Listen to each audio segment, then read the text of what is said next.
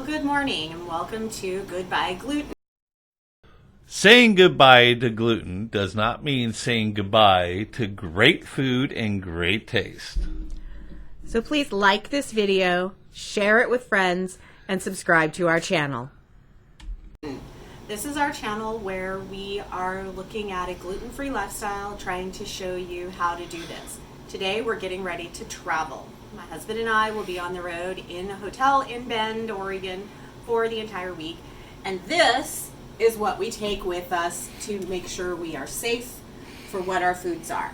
Starting off, I always take a package with dish soap, a little bit of laundry soap in case there's an oops or something, a little bit of hand soap in case the hotel doesn't have anything we know is safe and gluten-free.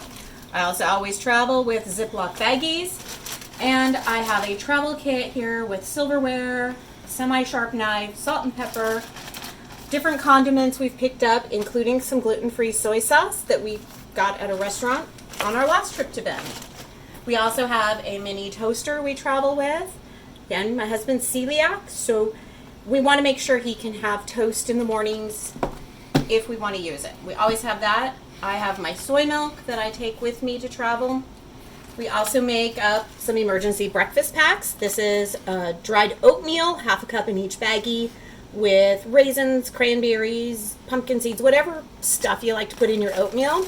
It works great. You can take your travel coffee mug, put a cup of boiling water in, put your oatmeal in, let it sit for about 5 minutes, and you have a quick and easy breakfast or snack.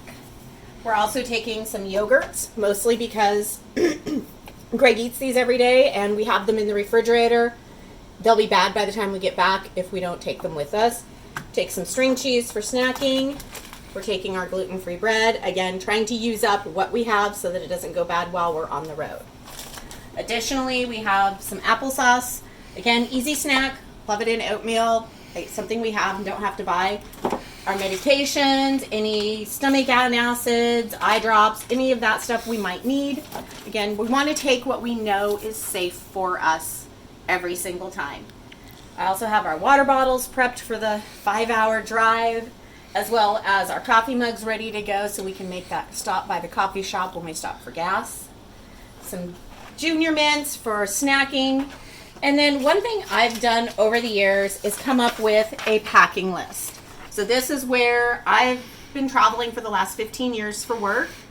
This helps me. It has everything on it from my electronics, all of my food and hotel kitchen stuff. I make notes on it, but it's very helpful in making sure I don't forget those important items like the cell phone charger. So thank you very much. We look forward to seeing you in our next video. We will be vlogging our time on the road and the various restaurants we plan on eating at.